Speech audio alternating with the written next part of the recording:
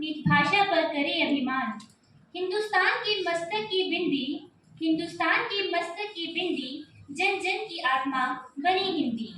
आदरणीय प्राचार्य महोदय, प्राध्यापक गण एवं मेरे प्रिय सहपाठियों, मैं मंजू कलश संकाय प्रथम वर्ष की छात्रा आज हिंदी दिवस के उपलक्ष्य पर एक विषय लेकर उपस्थित हुई हूँ।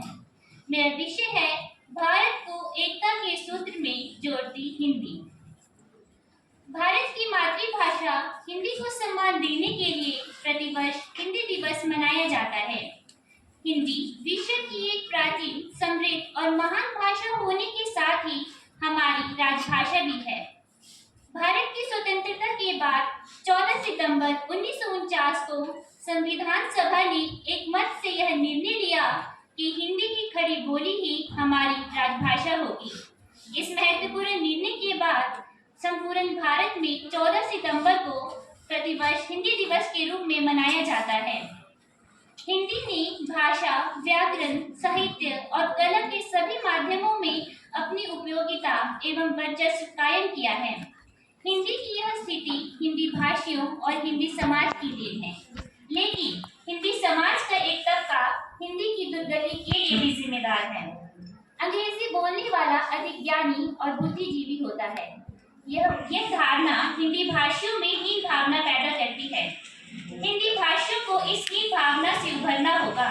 हिंदी भाषियों को इस हीन भावना से उभरना ही होगा, क्योंकि मौलिक विचार मातृभाषा में ही आते हैं। शिक्षा का माध्यम भी मातृभाषा ही होना चाहिए, क्योंकि शिक्षा विचार करना सिखाती है और मौलिक विचार उसी भाषा में हो सकता है जिस भाषा में आदमी जीता है। हिंदी किसी भाषा से कमजोर नहीं है। हिंदी किसी भाषा से कमजोर नहीं है। हमें जरूरत है तो बस अपने आत्मविश्वास को मजबूत करने की।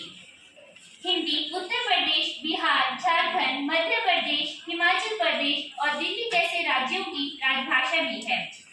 राजभाषा बनने के बाद हिंदी ने विभिन्न राज्यों के कामकाज में आपसी लोगों से संपर्क स्थापित करने का अभिनव कार्य भी किया है। लेकिन विश्व भाषा बनने के लिए हिंदी को अभी भी दुनिया के 129 देशों की समर्थन की आवश्यकता है। भारत सरकार इस दिशा में तेजी से कार्य कर रही है। उससे यह संभावनाएं जताई जा सकती हैं कि शीघ्र ही हिंदी को संयुक्त राष्ट्र संघ की आधिकारिक भाषा में शामिल कर लिया जाएगा। हमारे देश के प्रधानमंत्री श्री नरेंद्र मोदी जी अपनी विदेश यात्रा के दौरान अधिकतर उस देश में अपना संबोधन हिंदी भाषा में ही देते हैं, जिससे हिंदी भाषा का महत्व विदेशी धरती पर भी बढ़ने लगा है। चीनी भाषा के बाद हिंदी विश्व में सबसे अधिक बोले जाने वाली दूसरी भाषा है। हिंदी के ज्यादातर शब्द संस्कृत, अरबी, फारसी भाषा से लिए गए हैं।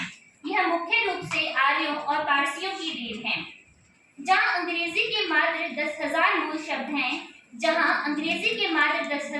शब्द हैं, वहाँ हिंदी के मूल शब्दों की संख्या 2,50,000 से भी अधिक है। हिंदी भाषा एक दूसरे के साथ बातचीत करने के लिए बहुत आसान और सरल भाषा है। यह प्रेम और मिलन की भाषा है। अंत में मैं अपनी वाणी को विराम देते हुए कुछ पंक्तियां बोलना चाहूंगी। एक मेरा देश, एक मेरी जननी है। एक मेरा देश, एक मेरी जननी है। एक सूत्र में जो बांधे हर जन को, एक राष्ट्र, एक भाषा हमारी हिंदी है।